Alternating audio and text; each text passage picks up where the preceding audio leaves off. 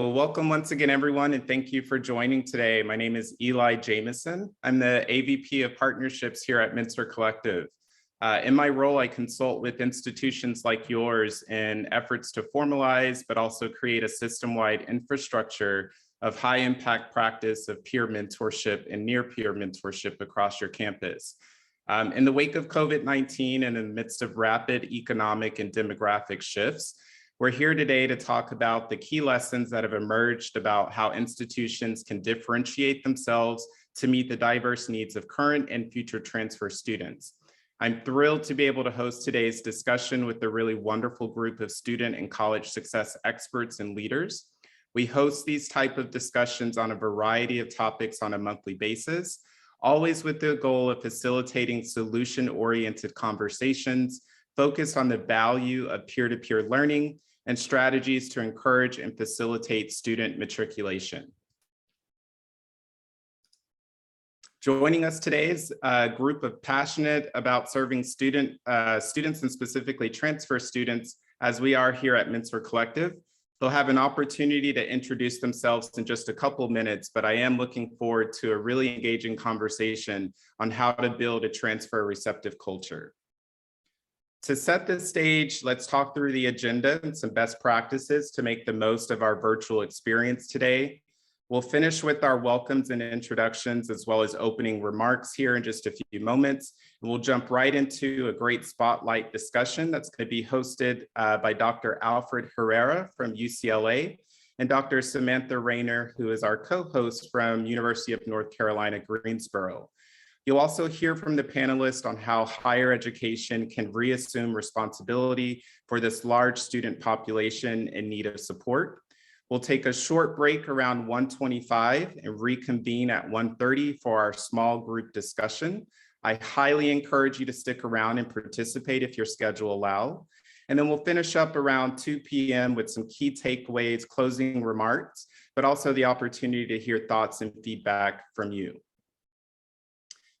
In light of today's findings from the National Student Clearinghouse Research Center about transfer student enrollment, this roundtable discussion is more impactful and matters now more than ever. We want you to walk away with 2 to 3 actionable insights on how to build a transfer receptive culture from both a pre-transfer and post-transfer perspective. Some best practices to make sure that you're getting the most out of today's virtual experience.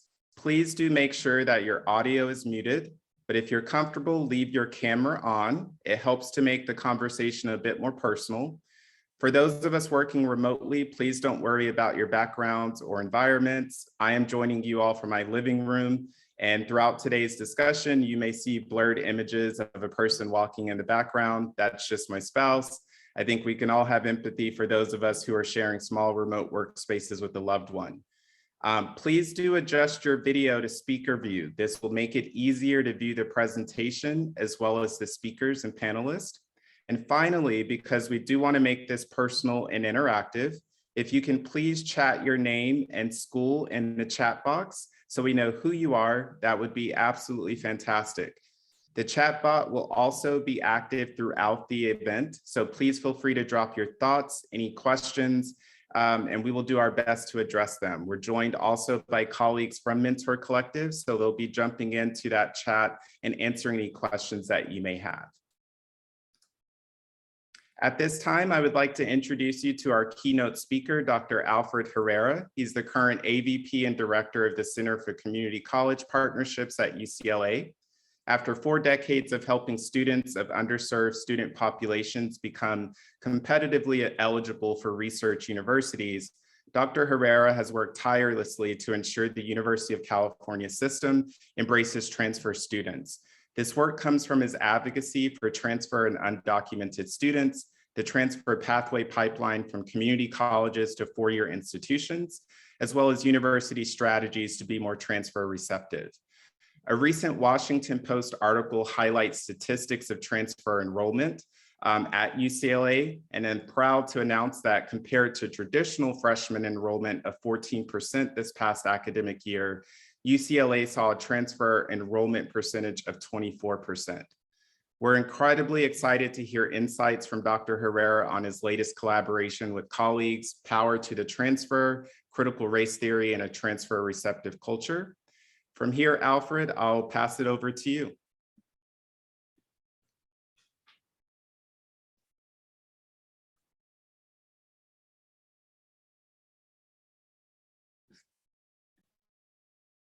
I think you're on mute, Alfred. Thank you. Sorry about that. As you mentioned, sometimes we're joined by people or things, and my cat decided that it is now her time, and I'm trying to get her off the screen. Anyway, thank you for inviting me to be here. It's always a pleasure to talk about transfer. It's always a pleasure to talk about those things that we are passionate about. And I'm just excited to always keep transfer on the forefront and the front burner, and to ensure that we continue to have these conversations that are critical for the success of our students. So as you heard, I've been at UCLA for a while, and I'll give you some information about that in a moment. But first, I'd like to do a land acknowledgement for the Tonga and Gabrielino peoples who are still members of this earth and land, and want to excuse me, and want to acknowledge and thank them for the opportunity to do the work that we do in conjunction with them and in partnership with them here. If you are interested in learning about who the original inhabitants of your land were, you can just Google original inhabitants of the city that you're currently in, and you can get that information. And I think it's important to pay tribute to them, because they host us on this land, and it's important for us to continue to honor what they have set up, and to appreciate the work that they have done before that. So a little bit about me. I've been at UCLA for 40 years, which is a very long time. And all of that time have focused on transfer. So I'm a first generation low income student who comes from a family of laborers and a housekeeper. I am what we call Chicano, not Latinx. That's an interesting conversation that we continue to have about identity. But I consider myself to be a Chicano Mexican American, have been in California for 4 generations. And as I said, I'm a first generation. And it was one person who really focused on making sure that I had an opportunity to go to college. And so I always talk about how important that one person can make in your on your journey. So I was fortunate enough to go to college and then move through the educational arena by being provided with opportunities. And so I'm really happy to say that when I got to UCLA, I started focusing on transfer students, and for the past 40 years have done so.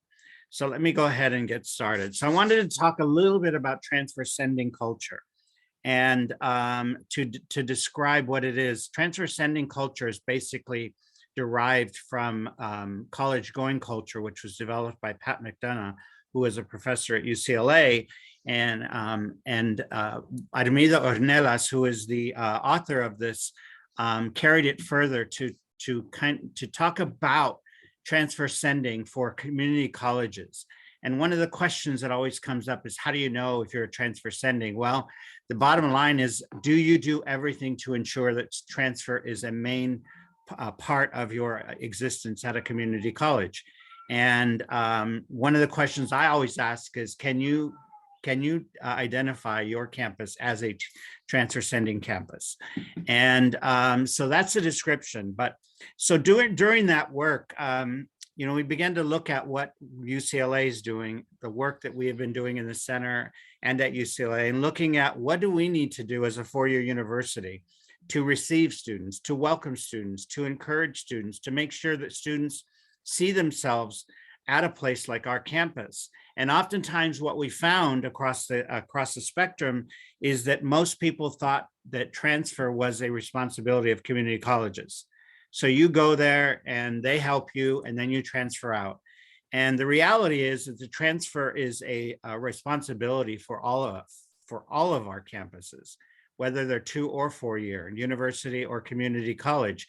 It's really a joint effort to ensure that we provide opportunities for students to see themselves at the university, in addition to making sure that we have the support services, and I'll go through some of those quickly. So the transfer receptive culture basically is a commitment by the university to support students to ensure that prior to transfer, they have information, when they get to our campus, have support, and then we get them through the institution to go to graduate or professional or into a career. The theoretical framework of TRC is built on CRT, critical race theory, which basically asserts the role of white supremacy in shaping American institutions. It is critical for us to continue to center race and racism in our work, because transfer is a race-based process. And it's important for us to keep and acknowledge that there. So we use the tenets of CRT in our work with TRC.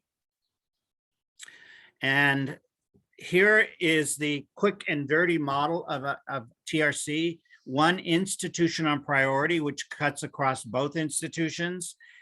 Pre-transfer, which is outreach and resources. Post-transfer, financial academic support, community and family support. And then 5, research and assessment, to make sure we're doing the right things for the right people and getting the kind of the outcomes that we're interested in. So quickly, element 1 is institutional priority. Is your campus leadership on board? And beyond the leadership, is it across the campus? So for community colleges, does transfer permeate throughout the institution, or is it left in one office? For universities, do you have places on campus that are more than just a transfer student center? But where on campus are these places that students feel comfortable and welcome to? A sense of belonging, really, really important. How is that manifested in the work that you do at your institution?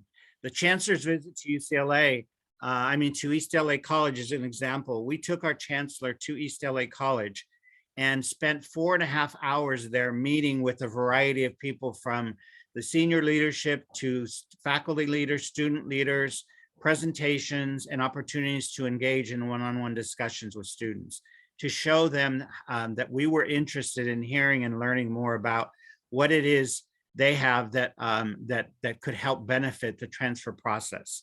The second element is outreach and resources. Providing the outreach specific to transfer students. If I'm a parenting student, I want to know about parenting programs. If I have children, I want to know about childcare and those kinds of things. Looking at how does the orientation process take place for us? Why do I have to have a 3-hour orientation and a student who comes in as a freshman gets a 2-day orientation? Tell me where the problem is there. Looking at the experiences and making sure that people who look like me, who have experiences like me, are part of that process, and that I don't have somebody who has never had that experience trying to explain what that process is.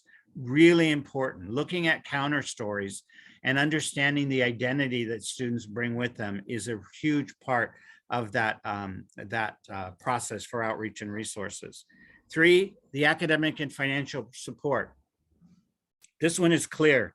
Do you have scholarships available for transfer students that only transfer students can apply to? Or do they have to compete with all those other students who come in as freshmen? Do you have specific designated support programs for reentry, for non-traditional, for parenting, for students with dependents, for veterans, and so forth? Or are they part of a larger organization that do not have their specific offices? Looking at how important those elements are for students are really, really important for that.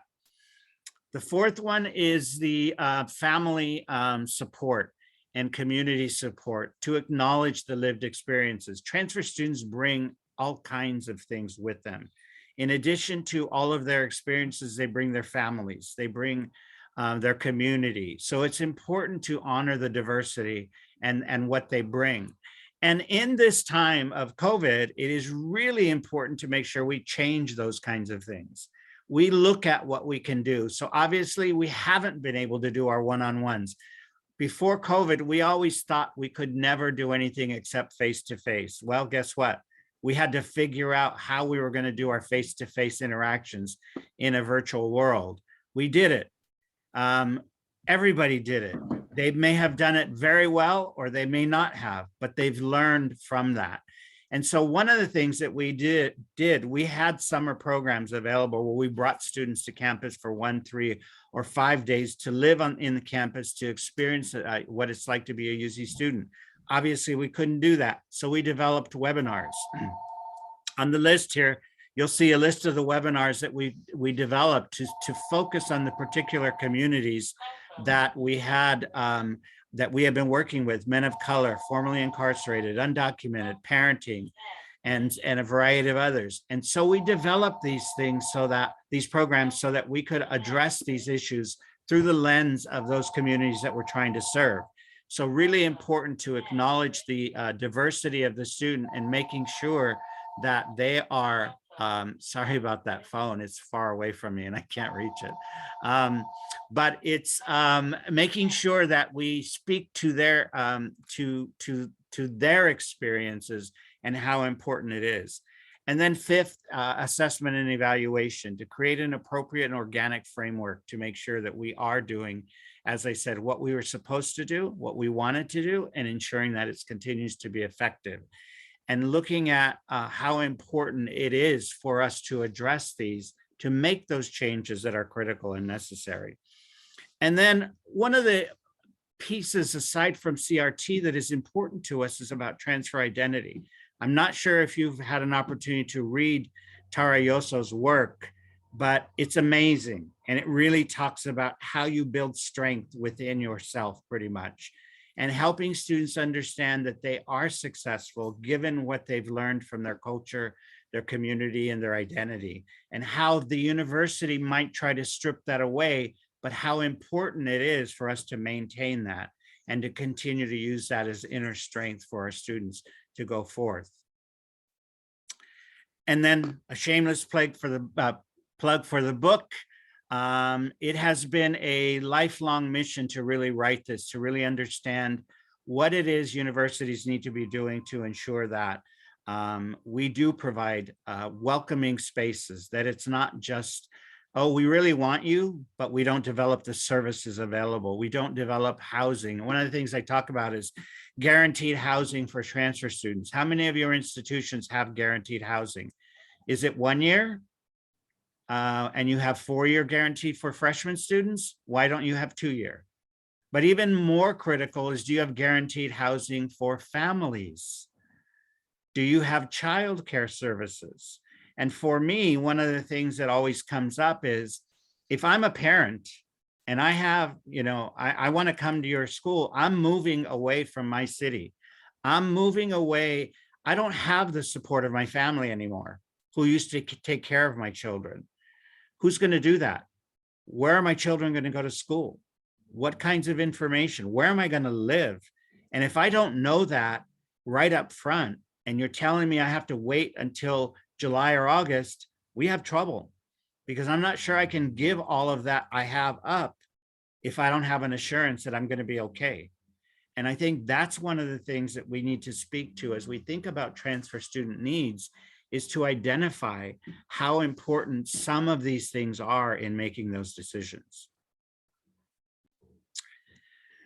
Some questions that I have for you that are here, and we'll get to you. In which ways does your campus practice a transfer sending or transfer receptive culture? Can you think of specific examples in which your program practices any of the 5 elements? Can you think of places on your campus that are transfer receptive spaces? And this one is really an interesting one. It's something we call mapping. So when we look at campuses, there are certain offices that students gravitate to, and it's because they feel a sense of belonging, they feel comfortable. But we need to make sure it's not just one office. We need to make sure it's many places across the campus. Are they welcoming? Are they embracing? Are they providing strong support? Or are they just there, and if a student comes in, they'll work with them? In addition, how can you improve the transfer receptive culture? What are some of the limitations of TRC? And why the focus on race and racism? Some questions for you to think about as you develop plans for your own institutions.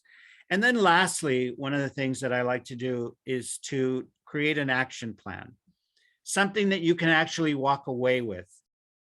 The usual comment is, oh, there's so many things. It's so big, it's so large, it's too much. You know, I don't know if I can do this. Break it down to make it make sense to you. Break it down to ensure that you can do one thing at a time. So is there one element you would like to focus on? Identify that goal. And then begin to think about the steps that you need to take to achieve the goal, your specific actions and a timeline. I want to, whatever that is. It can be a very simple thing like be a sponsor for transfer students so they have a place and a space to vocalize any of the issues and concerns they might have. It could be something as simple as that, or it could be, I'm going to take on trying to get a transfer center opened on our campus. How will you identify allies to assist you in developing the plan? And how will you involve them? One of the things that we always know is important is to know who your allies are, to know who will be there to help you develop whatever plan you have. More importantly, or as important, not more, as important is the challenges that you will encounter. And aside from the challenges, the people who will be challengers. It's important to know who may not be supportive of the work that you're doing, so you figure out a way to work with, through, and around them. Always important to know what you're up against so that you can develop the best plan for your effort. And who are the decision makers that you need to convince in order to reach that goal? Is it a chancellor? Is it a president? Is it someone else? Find those people. And then lastly, how do you measure whether you've made progress in implementing your short-term and your long-term goals? Those are the kinds of things that will help us get to a point of change to develop the support that is necessary for students along the way. And that's it. I'd like to end by thanking you. Here's my information should you wish to get a hold of me. One thing I do tell students and others all the time: be persistent. In this game of virtual reality, it's oftentimes we get lost in a lot of things. So if I don't see your email right away, there's nothing wrong with sending an email a few days later to say, hey, just bringing this back up to the top of your list. Be persistent and seek all that you can find. Thank you.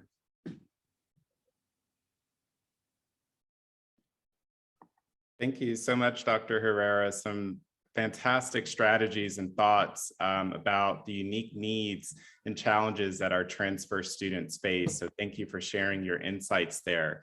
Also, I want to take the time to introduce our co-host, but also, not sharing my screen. Apologies for that. Yes, I want to take the time to introduce our co-host and allow Dr. Samantha Rayner here to highlight some of the things that she's doing at University of North Carolina, Greensboro. Thank you, Eli. Hi, everybody. I am going to share my screen here and just kind of take what Dr. Herrera just shared with us to an institutional level. So again, I'm Samantha Rayner. I'm at the UNC Greensboro in Greensboro, North Carolina. And we are on a journey that we're going to talk a little bit about. Let me put our institution in context for you. So UNCG's motto is service. And we'll talk a little bit more about that during the roundtable. But for now, what I'd like to say about that is our commitment to service is actualized in a number of ways, from our community engaged scholarship, volunteerism, civic engagement, and our institutional culture of care. For us, this approach is really about meeting students where they are and providing one-to-one support when students need that. As you can see from some stats here, we're keenly aware that our students come from low-income backgrounds, and many are food, housing insecure. Some of them are environments that aren't conducive to study, and others are navigating institutional spaces for the first time as being first in their families to attend college. So during the pandemic, one of the ways we were responsive to our students' needs is doing simple things like providing hotspots and laptop loans for students who might need those things. We have a Spartan open pantry and mobile app announcements when there's an event, when we can have in-person events that have food available that students might be able to swing by and grab if they are inclined and in need of doing that. We also have a Dean of Students office that works really well with faculty and students who are experiencing traumatic life events. So all of these things are coming together again in that culture of care to serve students one-on-one. But what we've realized is this one-on-one individual care is really impactful for the individual we're caring for at that time. But when you're at an institution like ours where so many students are part of a special population due to their intersectional identities, the things that we do and need to do have to be at scale. We have to find ways to extend that culture of care to what we call the business of being a student. So that means every policy, protocol, to-do list must be designed to provide students with that care and that support to help them navigate the institutional culture. So what about our transfer students? Here at UNCG, about 40% of our undergraduate population started their educational journey somewhere else. And 60% of those students came to us from a North Carolina community college. Our transfer students mirror our first time in college students in terms of demographics and even down to their age, which I've attached on this slide. But it doesn't mean that there's not a wide range of diversity within our transfer population. There absolutely is. This is not a homogeneous group of students, and I think sometimes as institutions we make the mistake of thinking about transfer students as a similar group. For us, we have military affiliated students, we have parenting students, we have adult learners, we have those studying completely online. So a wide range of individuals that we need to be mindful of as we're thinking about creating a transfer responsive campus. So when it comes to this idea of a culture of care and extending that to the business of being a student, and also thinking about being a transfer ready institution, I'm going to be very honest and transparent with you guys today and say that I would categorize us as being kind of on the front end or in the early stages of our own institutional journey. And this journey was instigated by hearing advisors, at least for me, from hearing advisors lament their inability to serve students as they are coming in the door and getting them registered for courses. So as a member of the Bill and Melinda Gates funded Frontier Set initiative, if you're familiar with that initiative or that group of institutions, we were blessed to be presented with a number of opportunities to apply for small subawards on collaborative projects with other institutions. And we were awarded several of those and chose to work with local community college partners. Based on those beginning partnerships, those relationships have really flourished, and we've been able to continue to capitalize on those opportunities to extend relationships and to continue to build on them. We've made some investments in personnel, financial aid, setting aside financial aid for transfer students. And I'm personally looking for ways to stay up to date and engaged in the transfer student success space and literature. And one of the ways I'm doing that is serving as a coach for the American Association of Community Colleges Equity Transfer Initiative, among other things. So to kind of launch us into this discussion today about mentorship, I wanted to mention that a growing strategy for us has been our Transfer to Transfer Mentors program, and we'll talk more about that in the roundtable. But this program is serving currently about a quarter of our incoming transfer students, which I consider to be pretty substantial. And it's filling a huge gap in what I call the transitionology for our transfer students. I'll save some of the meat of that for the next segment of our conversation, but just wanted to briefly mention our program to provide some context. So as you're hearing me respond to some of the questions we'll be discussing in a moment, you have a sense of the program that we have in place already. So I am looking forward to this discussion very much. Thank you so much, Samantha. It's really a pleasure co-hosting the roundtable with you today. I'm just going to share my screen back here. Okay, so you're doing some fantastic work there at UNC Greensboro. We know mentorship has different definitions and it has different program scopes and outcomes depending on who you are serving, as well as the issues you're trying to tackle. This is a great segue for us to share a bit more about Mentor Collective and the work that we're doing before we dive into the panel discussion. I'll try to keep this brief in essence of time. For those of you that this is your first roundtable, an event with Mentor Collective, welcome and thank you for coming. If this is not your first rodeo, welcome back. We are so honored to have you again. I thought I'd take a step back for just a minute to share a bit more about Mentor Collective. The name really says what it is that we are. We're truly a collective of higher ed institutions as well as corporate partners. We're backed by the Lumina Foundation, mission-driven organization dedicated to building a culture of mentorship to close the equity gap in higher education. We partner with higher ed institutions of all shapes and sizes, deploying high-impact, large-scale mentoring programs through programming that's driven by research, services, and technology. We start from the premise, supported by data.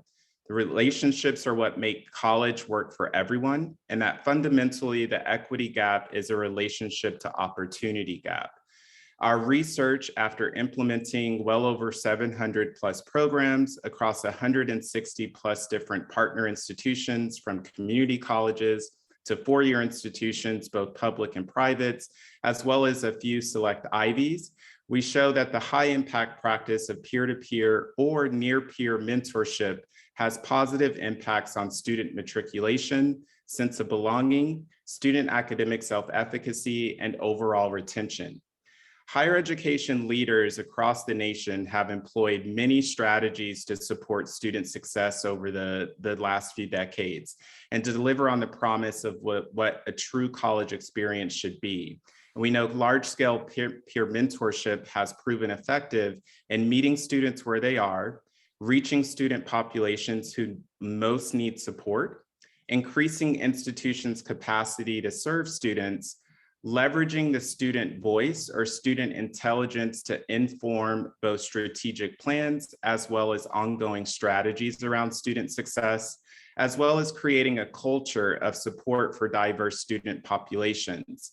Lastly, there's a positive contribution to key student outcomes, as I mentioned before, sense of belonging, student retention, as well as student self-efficacy. At the heart of everything that we do is a group of leaders, experts, and institutions dedicated to making relevant relationships a feature of every student's college experience. We know that running mentorship programming across the campus is very complicated. Large-scale mentorship looks like this in practice. You have recruitment, training, the matching, as well as the curriculum and the tracking of information to overall influence assessment and how the program should look going forward. But how does this connect to essentially the work that Mentor Collective does? So we operate, as I mentioned before, off of three key pillars: research, services, and technology, building around a framework built on program design all the way to assessment. One of the things that's not factored into traditional mentorship programming today is what the student comes to campus with: financial challenges, unique families support needs, health concerns or wellness concerns.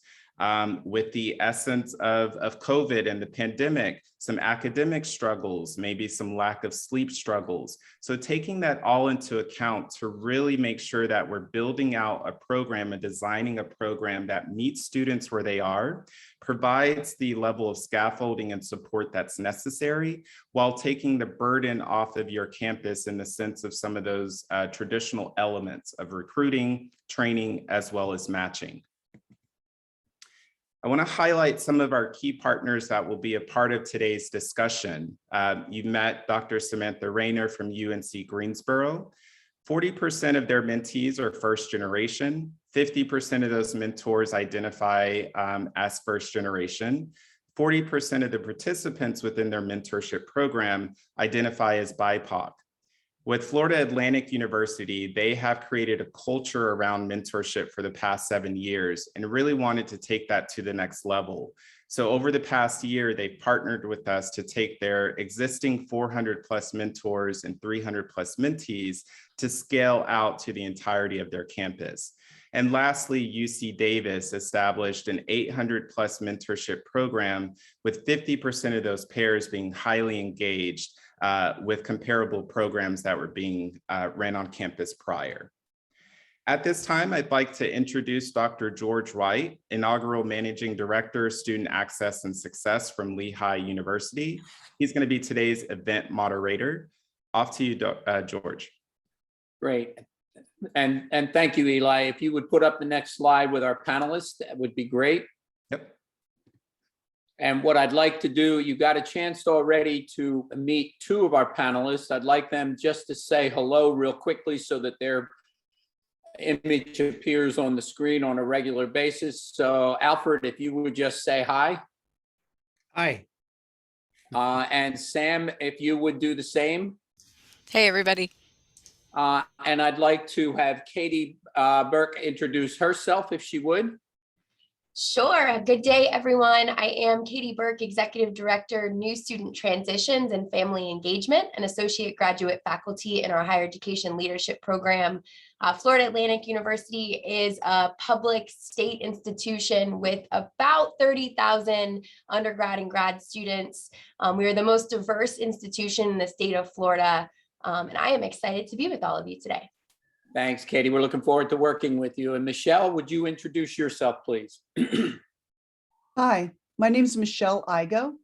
I'm a professor of microbiology and molecular genetics, and I'm also the Associate Dean of Undergraduate Programs in the College of Biological Sciences at the University of California, Davis. Like other groups, we are a land-grant R01 university. We have 30,000 students, and I'm in charge of undergraduates in one of our colleges. Thank you. And so as you can see, we have a very distinguished panel bringing very interesting backgrounds. Eli, you can stop sharing now and we'll begin. The process today is that we have a series of panel questions, take about 45 minutes or so to have the panelists engage. Want to let you know that Alfred has to leave early because he's making a formal presentation to his Regents Board and on the topic of transfer. So, practice what you preach. And we're going to begin our first question with Alfred. You heard him mentioned earlier that community colleges are important in the overall enrollment management process. We know the community colleges enroll more than half of all Latinx and Native American students in higher ed, and nearly half of all Asian American and Black students. And as you mentioned in your presentation, a transfer affirming culture is one that provides resources necessary for students to transfer and earn their baccalaureate degree. How do you go about moving from enrolling to serving? What does this look like actually in practice? Thank you. So, I talked a little bit about it, and we talk about it in the book, but it's really about developing services for students specific to their needs. And one of the things, again, to remind people, it doesn't begin when they get admitted or apply to your campus. It begins long before. And it begins with the relationships that you develop in your with your community colleges, with programs, with support services. It begins in summer programs that you might have at your campus that bring students to live in the residence halls for 1, 3, or 5 days, so they can experience what it's like to be a student at your campus, which oftentimes is a huge thing that motivates and empowers them to think about that campus. But a few other things that I think are really critical, and I mentioned orientation.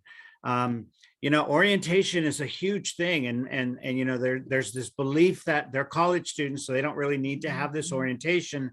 But I always say it's Alice in Wonderland, because they're going into a situation where they absolutely have no idea of what the norms are, what the culture is.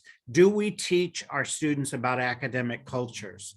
The culture between a community college and a university is very different. Do we prepare those students for that culture? No, for the most part, we don't. So they use that orientation to begin to have that conversation, to understand how they do certain kinds of things. And 3 hours, which might include a tour, is not an adequate amount of time to do that. How many of you actually enroll students in their classes during the orientation? And if you don't, then what's the incentive for a student to go? So it's really important for that. I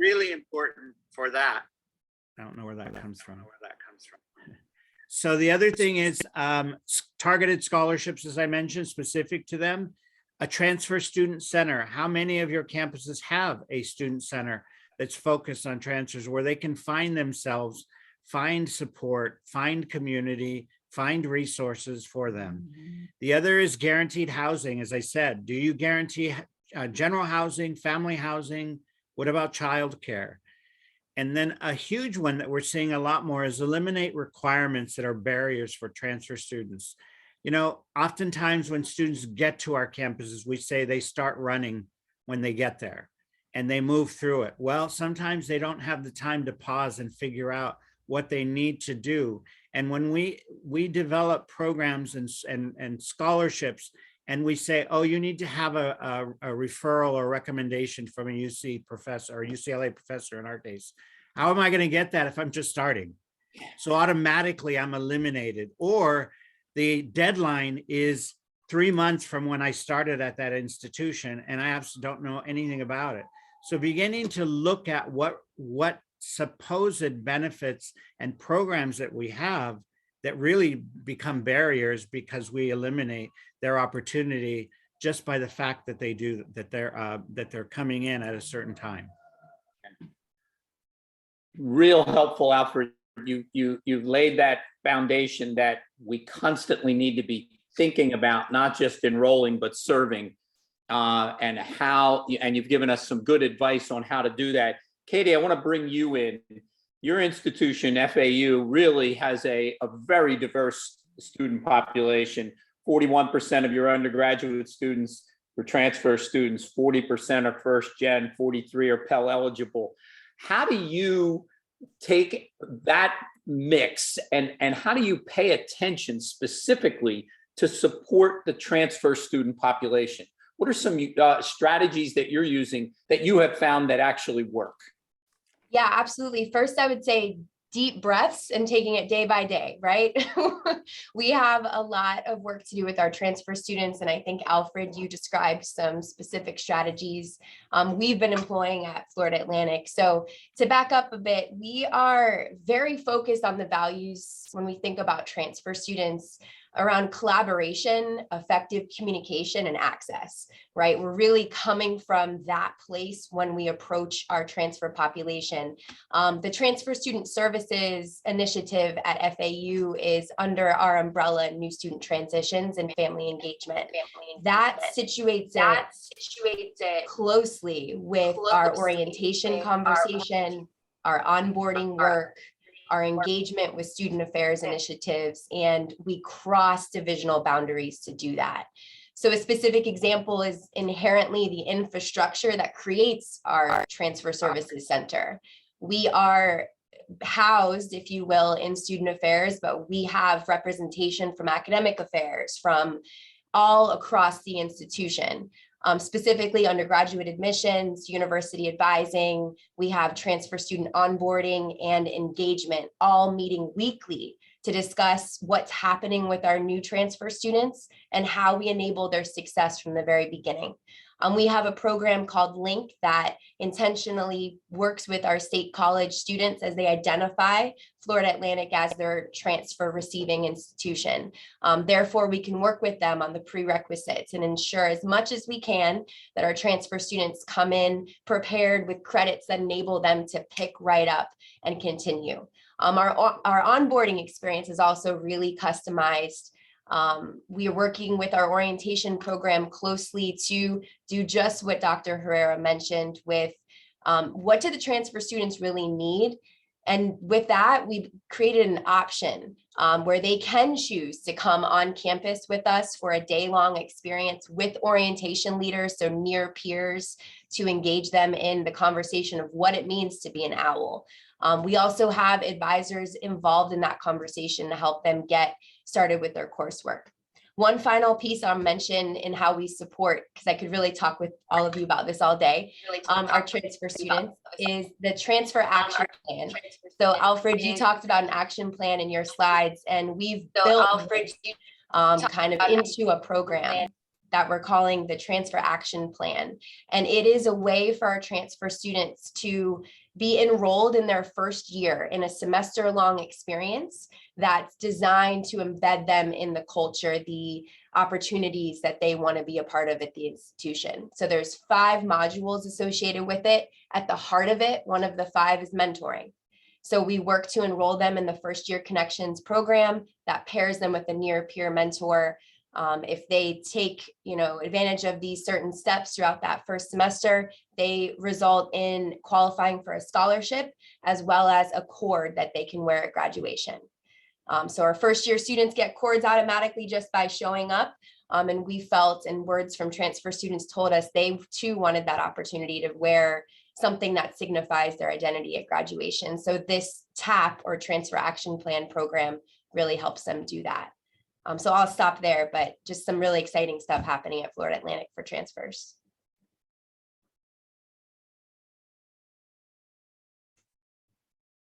George, you're muted.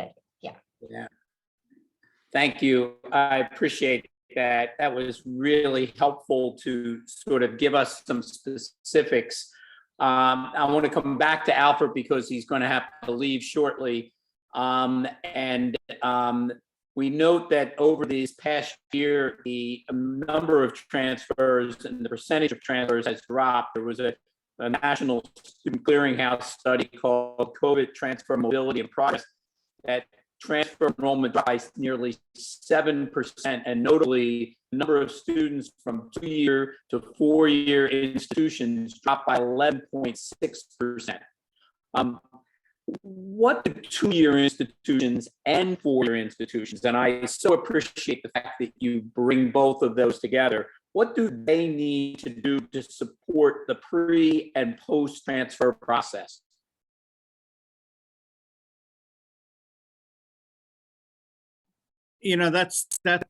That's huge, and one of the things that we found is that this pandemic has really affected students, first-gen low-income students. I mean, everybody, but particularly those that already had responsibilities for homes and houses and so forth. But what we really found is that it really impacted their ability to go to school. And many of the students that we were working with, who were those very students, said, I have to stop going to school because I need to work because my parent lost their job or something, and I have to contribute. So trying to find incentives for those students, and obviously financial incentives are one of the things that we found. If a student has to work 30 hours, 40 hours a week, how are we going to provide them support so that they don't have to do that? So looking at that, the other thing I think we need to do is really take a look at our relationships with our community colleges. What are we doing that we could do differently or better? how important is the work that we have in bridge programs? How important is the work that we have with internships?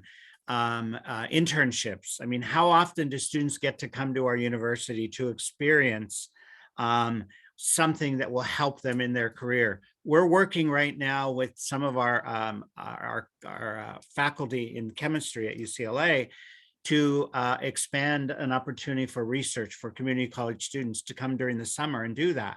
But these are the kinds of things that I think we need to get students involved in so that they can see what the benefits are at a university and can experience them.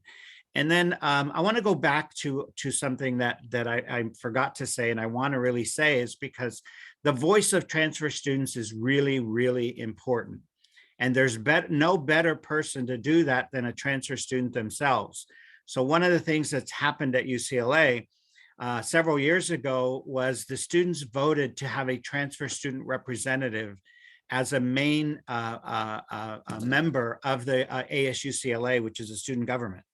So they voted on having a position that is elected for a transfer student representative so that the transfer student voice is always a part of those conversations when it comes to funding, resources, and everything.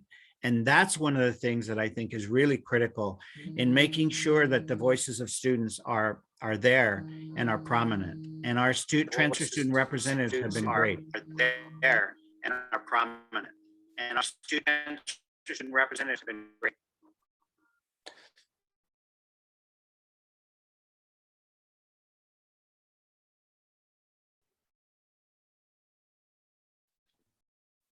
And lastly, Alexandria and George, I want to say thank you again. Lastly, Alexandria and George, I want to thank you.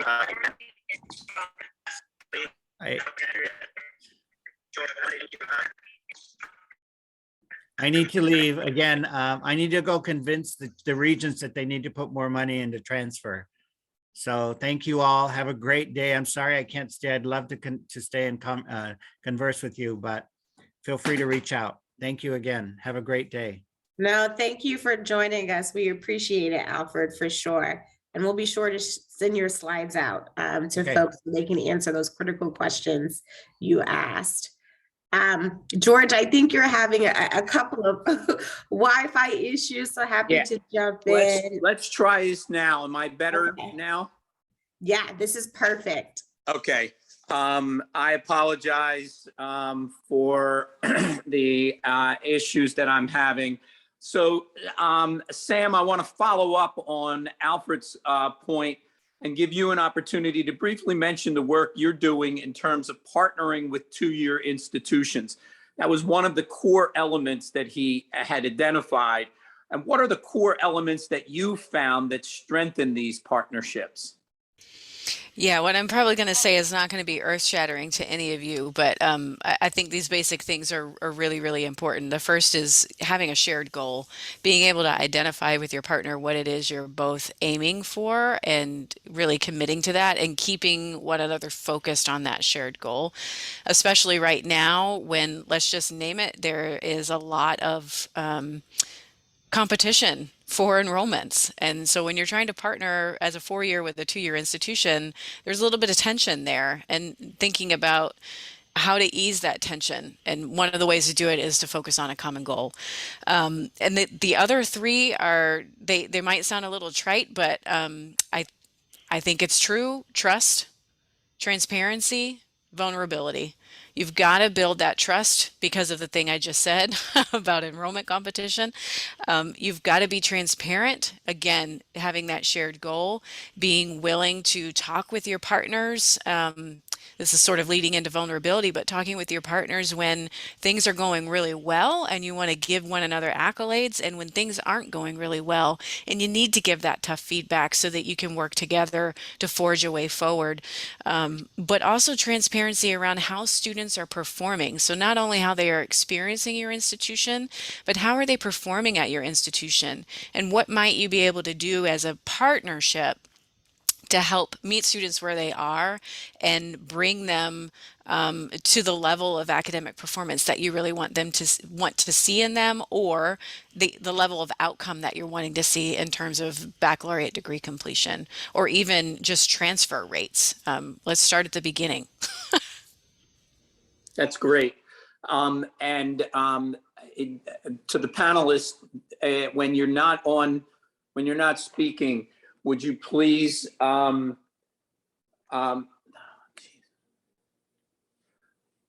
when you're not speaking, would you please moderate the chat box, because there are some people asking questions. But that was really helpful, Sam. Thank you. Michelle, I'd like to bring you into the conversation. And as we heard at the very beginning, you folks have been involved with mentoring for a while. How are you using your program that has already matched over 800 students, and 60% of the pairs are highly engaged? What have you found to be the most important topics of conversation that you're finding from these mentor-mentee pairings? Okay, so just to give a little bit of focus, I'm talking about students in the College of Biological Sciences. We're about 6,000 students. Wow. Our incoming class is 400 transfer students and 1,600 undergrad first years. And we started out with the transfer population, and we were kind of shocked by what came up. So a number of the flags that actually Mentor Collective now uses came from UC Davis. Things like food insecurity and other kinds of things were some of the things that came up. The main conversations are actually, we pair the students right after they SRI during the summer. And so what ends up happening, the conversations tend to be much more personal. It's like Davis bike laws, because you can get a ticket for riding a bike in Davis, and people can't believe that. So they're checking out what they're hearing in orientation. They talk about the food trucks. Where can you get different types of food? The first day of classes, because we have lots of construction going on, how do you get to your class when the building, what doors are locked? The other thing was, do the professors really mean it when they say, or campus, that you will be dropped if you don't show up for the lab on the first day of class? And the answer is yes, because we have impacted labs, and we have students standing in the hallway waiting for people not to show up. And so a lot of it was just double checking their facts from what they were hearing in orientation, what they were hearing rumors on campus. And so we have a lot of activity, particularly in August and September. We were thinking it'd be much more academic, but up until school starts, it's not academic for the most part. After school starts, it switches much more to academic. Where can I find financial aid? Right after first exams, where can I get help, etc.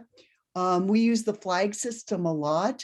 We have our advising is called the Baskets, the Biological Academic Success Center, and they will refer students to the right offices on campus. So it's more of the mentors. We provide resources for the mentors so that they can connect to the right resources on campus. In other words, they contact the front desk at the Biological Academic Success Center, and our wonderful person, Terry, who monitors all the flags, pretty much knows every place on campus to refer students to. And so I only get referrals when they get something that Terry can't answer. So that's the main topics. Yeah, and as a follow-up to that, how are you using, so those are how they relate to individual students, and they're important, and especially the flag information, and we'll come back to that in a second. But how are you then using the data collaborative or collectively to look programmatically down the line? Have you taken the collective information and said, wow, these topics are real important. We have to do something because we weren't aware of those. Has that emerged at all? A lot of the topics that are coming up are actually recognized by campus as a whole. During COVID, we had a lot of, like many people, mental health became a major issue and a major crisis point for campus. And it was already recognized by campus, so we could verify it. So I'd say for the most part, we did not come up with any trends that campus wasn't already kind of tapping into per se. So they were more reinforcing that and that information. So Yeah. but that's helpful to know. And then by that reinforcement, actions can be taken to do not only within your college, but across the university. Right. So great. That's helpful. Thanks, Michelle. So for the most part, we were not seeing things that were unique to our college. Got it. That's helpful. Well, you heard Michelle talk about the data that they're gathering from their partnership and the flags and that connection between the community college or the 2-year institution and the 4-year institution is real important. We've heard that along the way. I'd like to bring in one of my Mentor Collective colleagues and ask Shannon if you would quickly introduce yourself and show the folks in the room what the dashboard looks like and the kind of information that can be gleaned from that. I sure can. Hey, everybody. I am not Alfred. I'm a bonus panelist. I am Shannon. I work at Mentor Collective, but there's a few other things I'll share about myself in a minute. Thank you, Michelle, for talking about the data that you get from the Mentor Collective program. For those of you who are wondering, thumbs up, Alexandria, that you can see my screen. I just want to make, okay, thank you. You were right in my eyesight. This is the dashboard that provides the data for campuses that use the Mentor Collective program. And it has a great deal of information available in it, from the conversations that are happening, the threshold, or allowing you to see those mentorship pairs that are reaching a threshold of 3 conversations, and breaking it down by major or other demographic factors.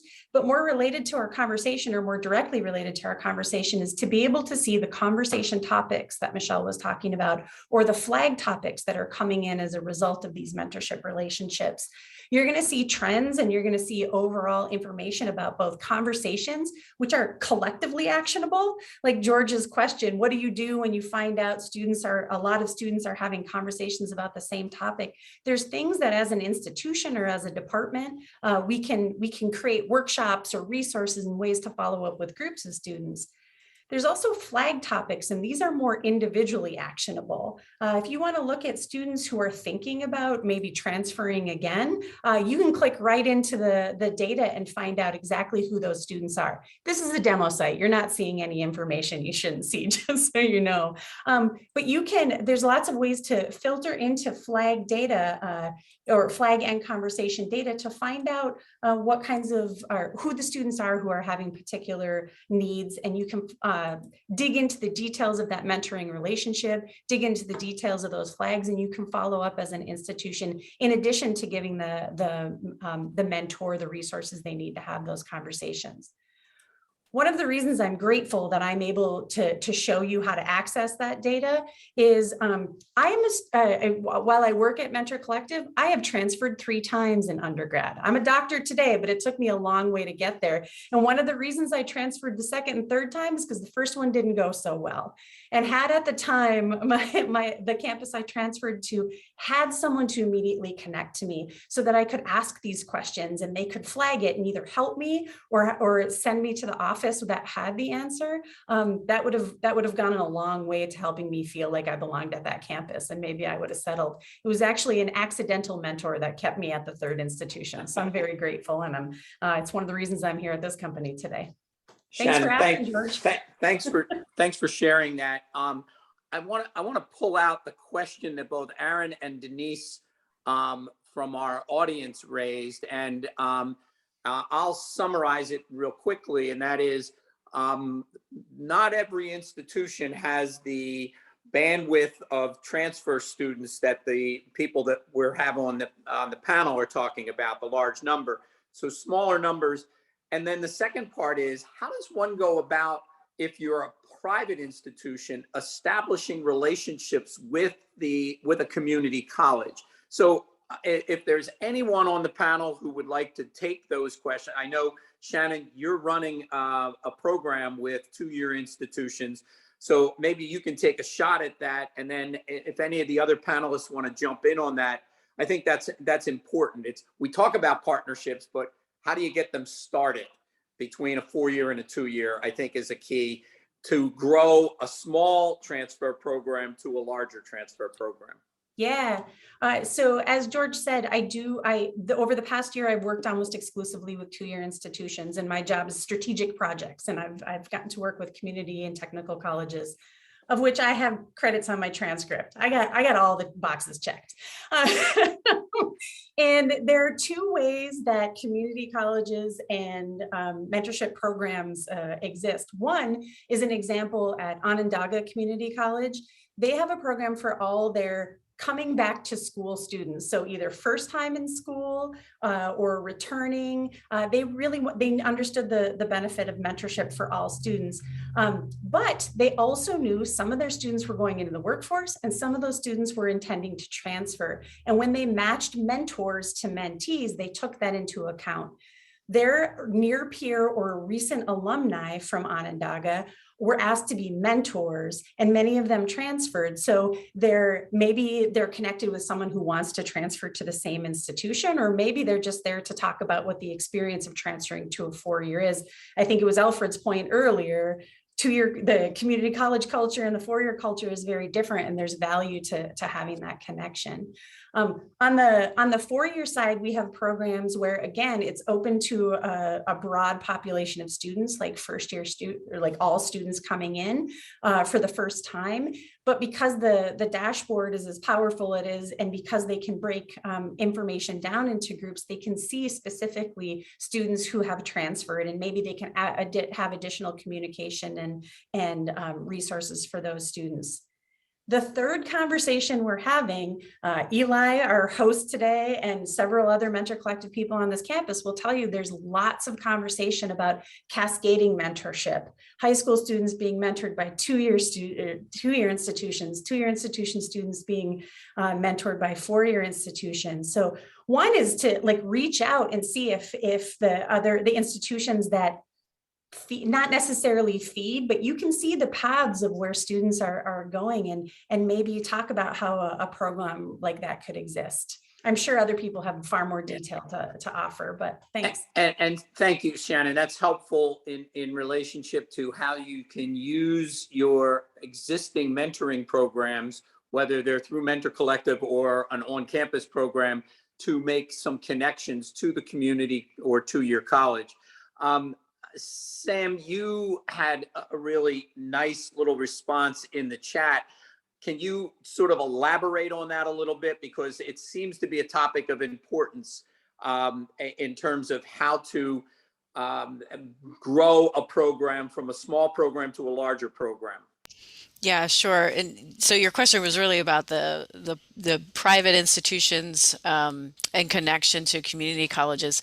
Having worked at an independent college in the past as well, I guess my advice would be start with your data. Look to see where your transfer students are coming from. Who are your largest I'm going to call them invisible partners for now, because I don't really like the term feeder. So who are your largest invisible partners, and what connections can you make with those institutions? Is there a counterpart that you can find at that institution to you that you could introduce yourself and kind of just start a conversation? For us, we had the luxury of the Frontier Set, and we had some community college partners who happened to be our large invisible partners in the Frontier Set initiative. And one of them we had, kind of had a relationship with, the other one not so much. And it literally started with me walking across the room and saying, hey, we've got this opportunity to put in a grant proposal. We've got to collaborate with another institution. Are you willing to partner with me? Had no idea who I was. Never seen me before. And there was a couple of conversations, like I had to go across the room a couple of times and they had to think about it. But by just coming together on that one project and then getting to know them as people, talking with them about my philosophy of student success. Why was I interested in transfer students? Why was I interested in their students? Partners want to know, if I send my students to you, are you going to take care of them? Are they going to graduate? Are they going to feel welcome at your campus? So, just being able to address all of those concerns that your partners have, but it starts with that one conversation. And I saw Katie unmuted, so you might have something you wanted to add there. Yeah, I think exactly what you're saying. And what do the students need and want, right? So I think it's so important to engage the students in the conversation. If you're already identifying the invisible partners, I love that, also taking that to use.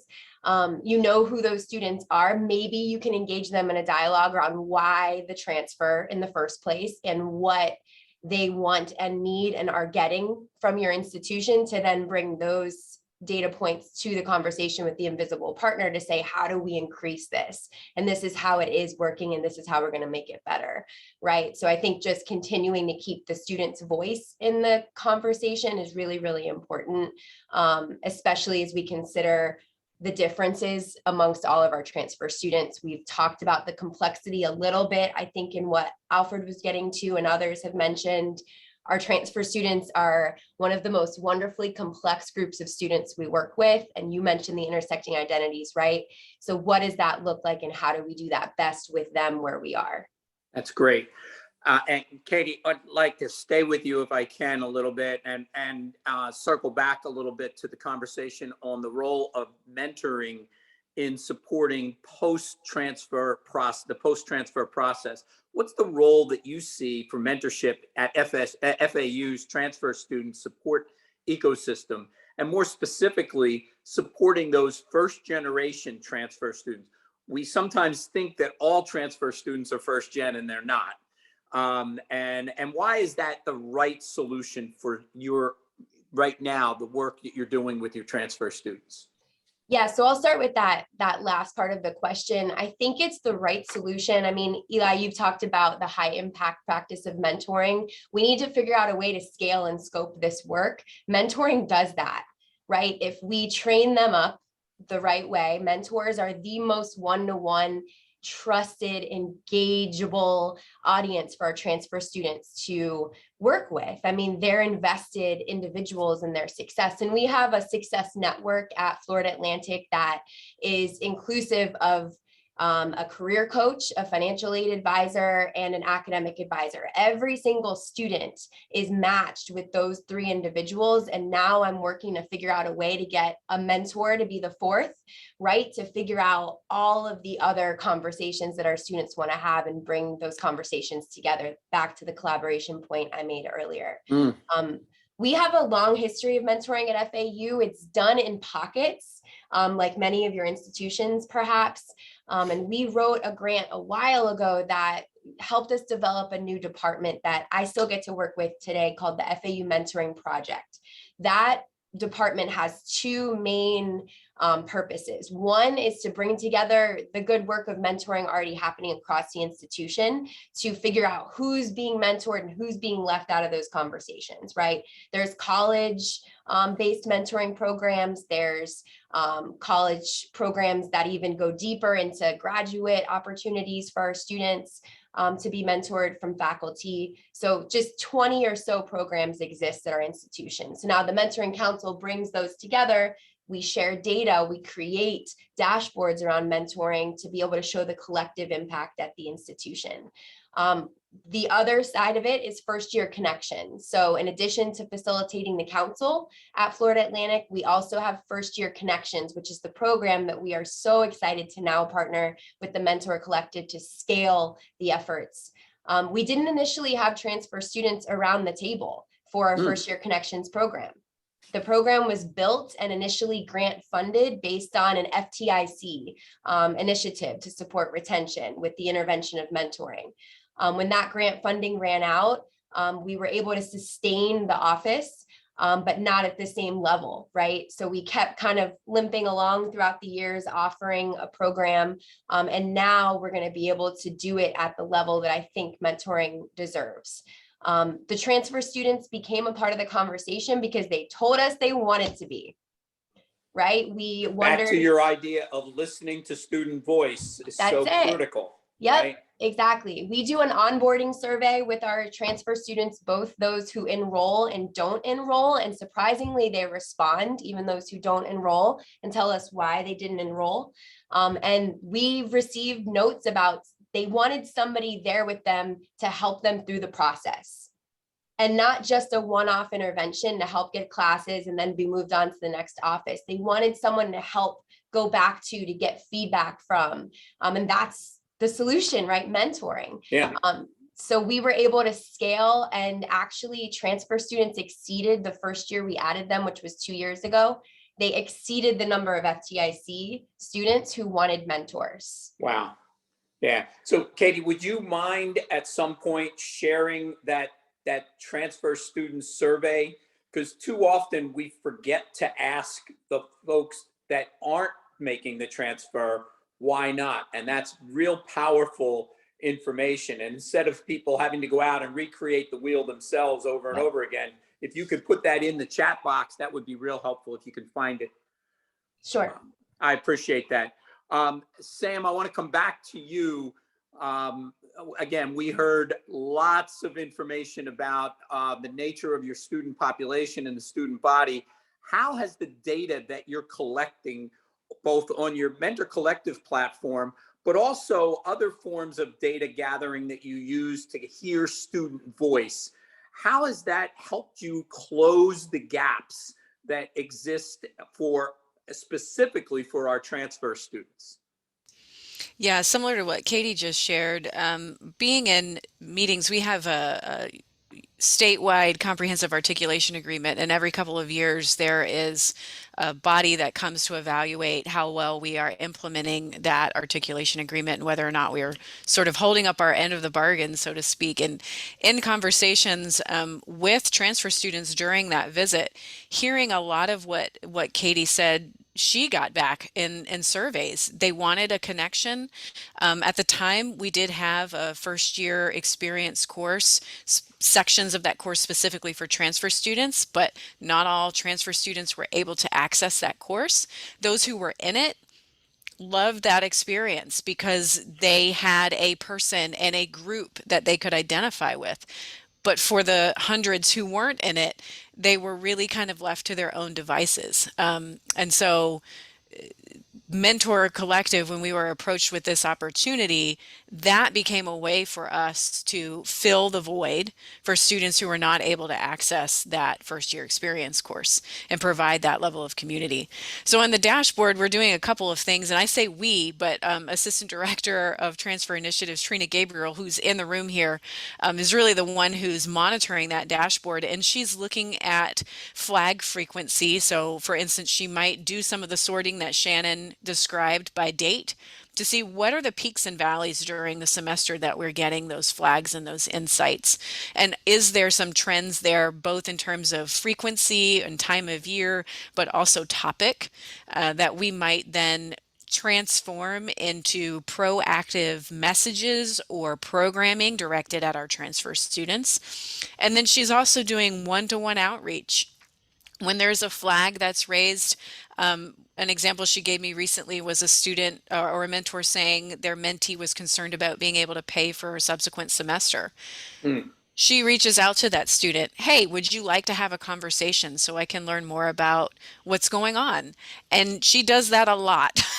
There's a lot of conversations, a lot of one-to-one email outreach. Again, that culture of care. What can we do to support you and to match you with the resources that might be able to fill the need that you have at this time?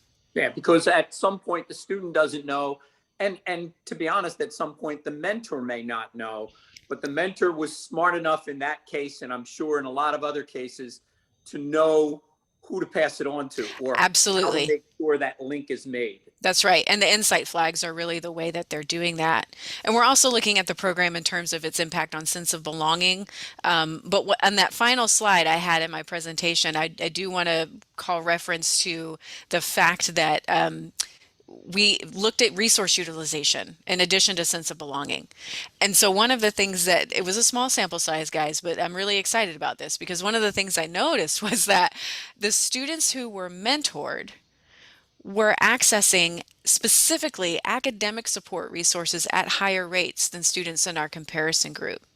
And what did that say to me? That said to me that mentors were normalizing help seeking and support. Now, this is a hypothesis. We need to do some more digging on this, but I'm super excited about this because it's such a challenge for our FTICs too, but also for our transfer students in different ways because they come with this stigma that either, you know, there's some imposter syndrome. I don't know if I really belong here. I don't know if I can really do this. On top of this same kind of double voice that says, you should know how to do this. Right. You've already been in college. And as Alfred said earlier, it's a different experience. It's a different institutional culture. And so they have an adjustment period. And so the fact that a mentor was able to say, hey, I've been there. I know what you're experiencing. Trust me, sign up for tutoring. Right. This is what we do here. It really seems to be working. It breaks that barrier and puts in their head that successful folks at this institution use that. That's not right. A deficit, it's an asset. It's an asset.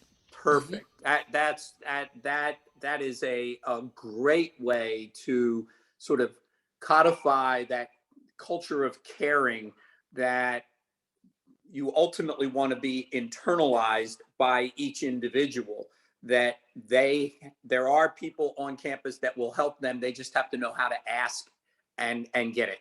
I appreciate that. That's really helpful. Michelle, I want to come back to you because you're in an administrative role. How is your experience with Mentor Collective working as the mentorship department behind the scenes? So, you know, we talk about the boiler room or the behind the scenes work. What have you found most valuable in your experience with this partnership, especially as it relates to the transfer student population, but in general, that will help you, and what is it that you're looking forward to with the next phase of the partnership? Okay, so maybe I should explain my shop. At the university, it is me, and it is the front desk advisor, and I have one other person. So, okay. And that person isn't a full-time advisor.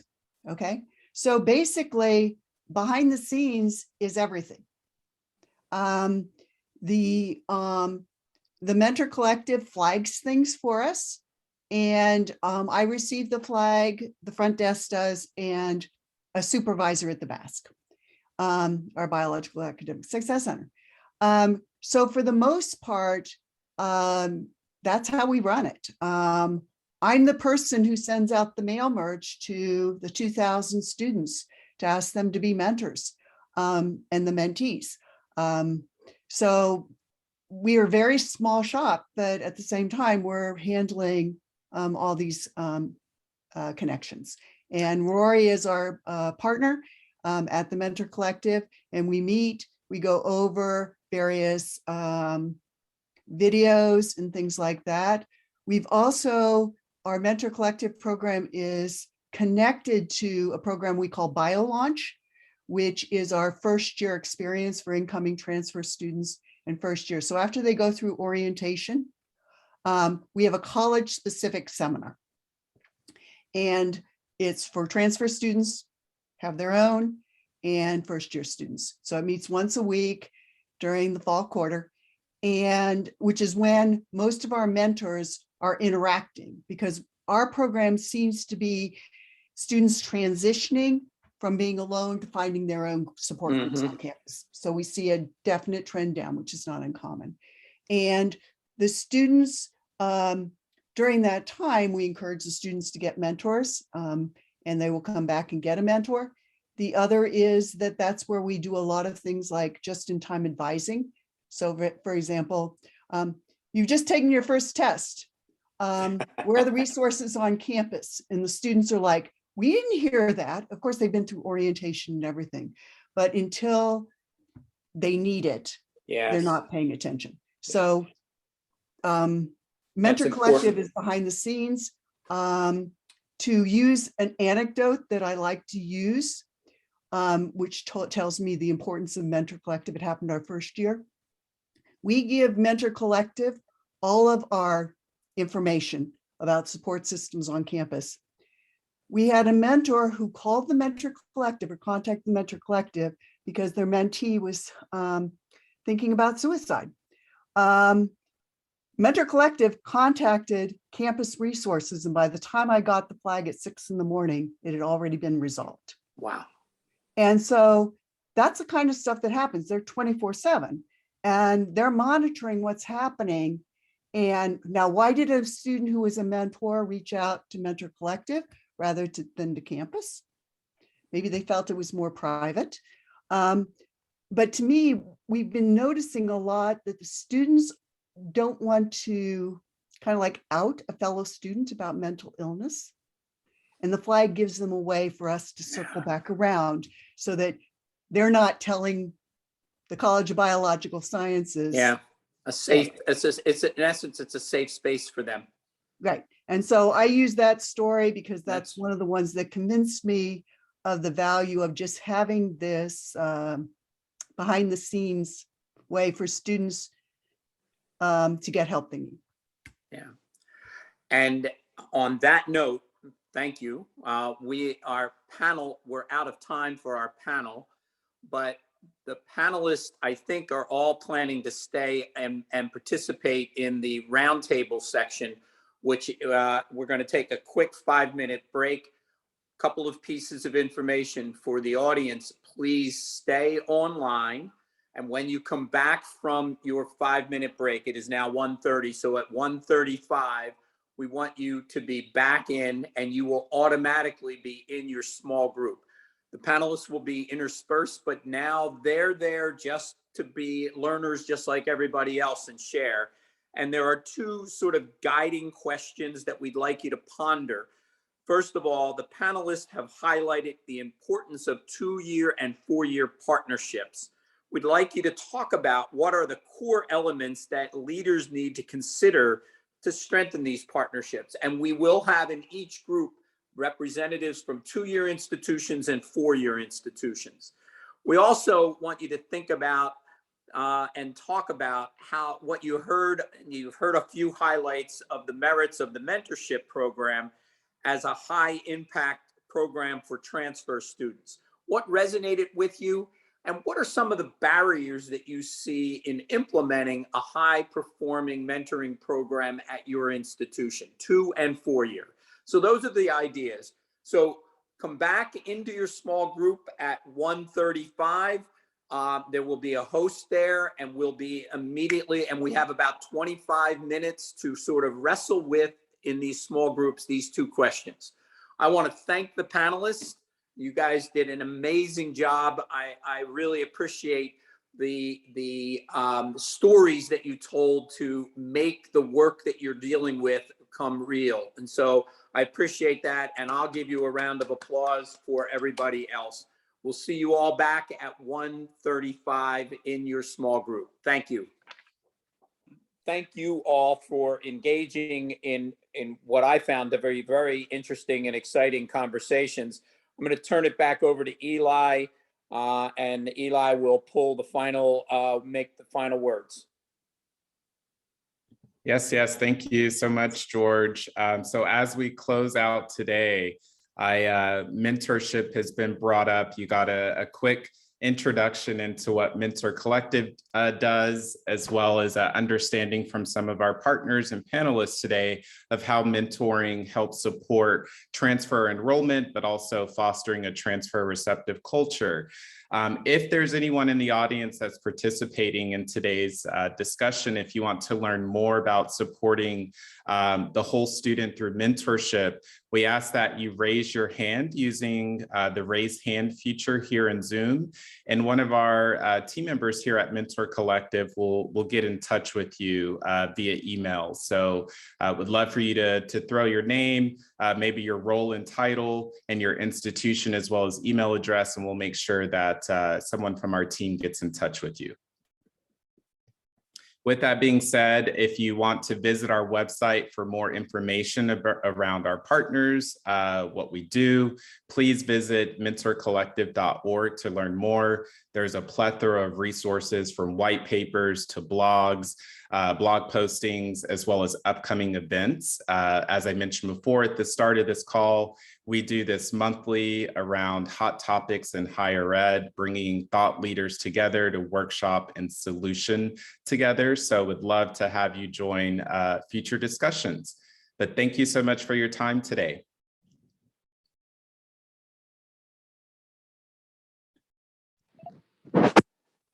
See everyone. Thank you for joining. And there will be a summation paper put out capturing some of the big ideas, and all of you who participated will get a copy of that. So thank you all, and look forward to working with you all sometime in the near future. Take care.